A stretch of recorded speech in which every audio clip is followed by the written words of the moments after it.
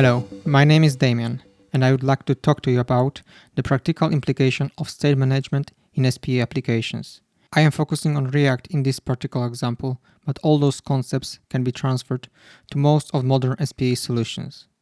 I will discuss Redux not as a simple state management system, but rather a way to create clear separation of concerns. So, what is there to gain? First of all, the components that are free from business logic and asynchronous tasks, and small reusable units with clear responsibilities. First off, let us discuss what are the key elements of every application. You certainly have UI, models, and lots more. So what's the problem? It's a lot, and they are quite different from each other. How we should separate it? Who should know about whom? Those are the problems that we need to face. The way I like to do it is to run all the complicated endeavors like error handling, parsing data, formatting data, joining different parts of the state. All those things I like to do on the other side of the store. Components only receive data and dispatch actions. Let me demonstrate. You have application with posts and comments. You could post separated from the comments in the store. Your UI needs posts with comments. You create a model to represent that. Then you perform a join, then deliver that to the UI. Before we move on, in this presentation, I am using diagrams that are not UML, but rather represent flow of the data. Here are some examples. Selectors get a state as an argument and return a part of it. Selectors are used by views and middleware to get a part of the state. View and middleware dispatch actions. Actions are being interpreted by reducers and middleware. Reducers update the state. Having done that, we can discuss the store. This is my version of a store diagram with a state, reducers, selectors, middleware, view, and actions. In the following slides, I will demonstrate how I understand those components and how I utilize them. Actions are a communications mechanism. They allow different elements of the system to talk to one another while remaining oblivious of one another. This is basically our inversion of control mechanism. Action creators, in understanding of TS actions, are simple factories that provide type safety to our actions. Bound action creator is simply a wrapper around the dispatch expression. It is usually used in a smart dump component pattern, where the dump component doesn't even know about the existence of the store. What I call an effectual action creator is a bound action creator that also does additional side effects within itself. In this example, it calls an API and then dispatches action on success. This is what we call a side effect, and I don't think they belong in action creators. Good action hygiene is crucial for successful state management. We will go through a few key points, but I highly recommend watching the full talk by Mike Ryan. First off, one action can only be sent from one place. Actions should not be generic or reusable. One action can be interpreted in many places. Actions should capture events, not commands. This is yet another reason against effectual action creators.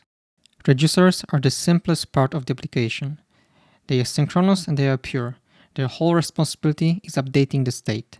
Here we have an example of a reducer. It has initial state, and on full action, it updates the state accordingly. Selectors serve as interface adapters. They parse data, prepare it for the UI. UI should not know nor be concerned how we store our data. These are examples of selectors.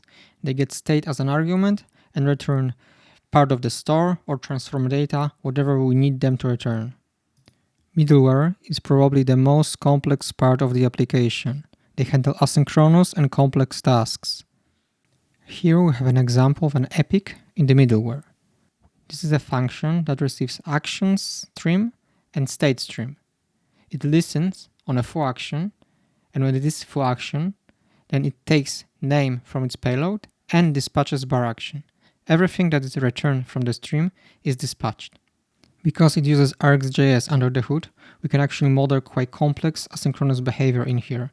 Make HTTP calls, stop them, dispatch error messages, everything from epics. That being said, every epic should be as small as possible. Because that part is the most complex, we should keep it as simple as possible. Components are the visual layer. They handle displaying UI and user interactions. We may distinguish two types of components, smart and dumb. Smart knows stuff, knows about the store, actions, etc., but should not know much about the UI.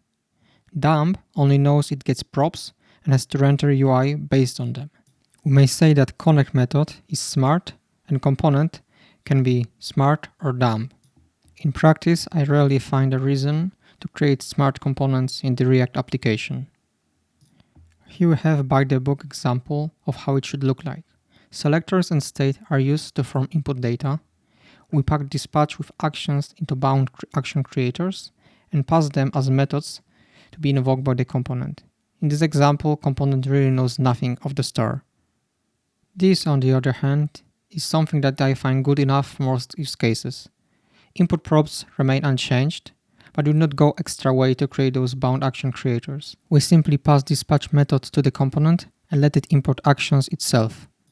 To summarize this longest introduction, let's look at it from the layer perspective. At the bottom, we have models, utils, etc. These things are the most abstract ones. We have also state. Then, we have actions and selectors. Selectors are interface adapters. They transform data from DB state or Redux state into something that view can understand. Actions are our inversion of control mechanism. They know very little, but allow other layers to talk to one another in an elegant, decoupled way. At the very top, we have the most outer layer. Here we have details. Reducers are database, synchronous operations that update state. UI is just a visual layer. Middleware, they handle asynchronous tasks and communication. What is beautiful about this design is that those three outer layers do not know about each other. Everyone has its own tasks, separated from the other. Now to the bread and butter, I prepared 3 examples of using this architecture. In the first example, we have UI with search field and additional filters. Search field dispatches filter search action and additional filters dispatch filter additional actions. Then actions are intercepted by navigate middleware. Middleware navigates, which causes URL to change. Then another middleware listens for URL change and dispatches update filters action. This action is intercepted by reducers, which updates the state, and another middleware that makes HTTP call. This is quite a round trip.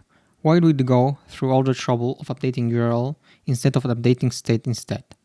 Well, in this example, we have URL as a single source of truth, so it doesn't matter if someone uses search field or URL to update the parameters.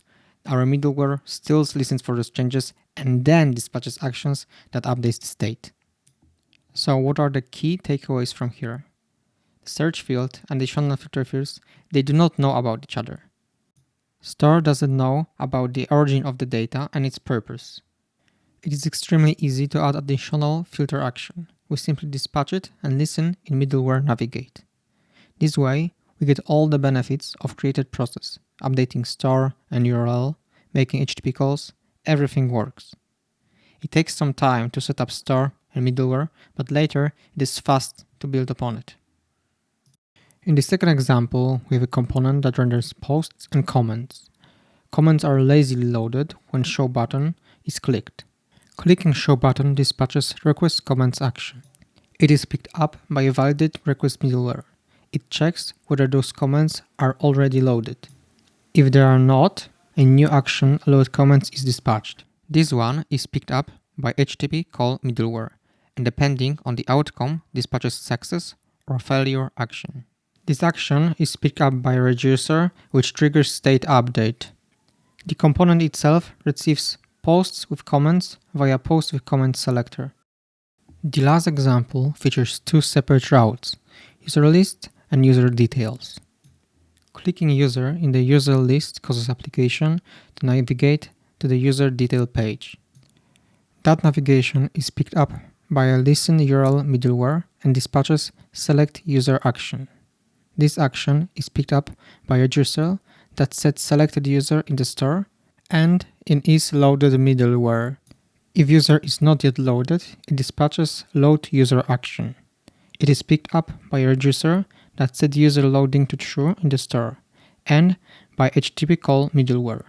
That middleware calls backend to get the user. Depending on the outcome, it dispatches failure or success action. That action is picked up by the reducer, which sets user and resets user loading to false.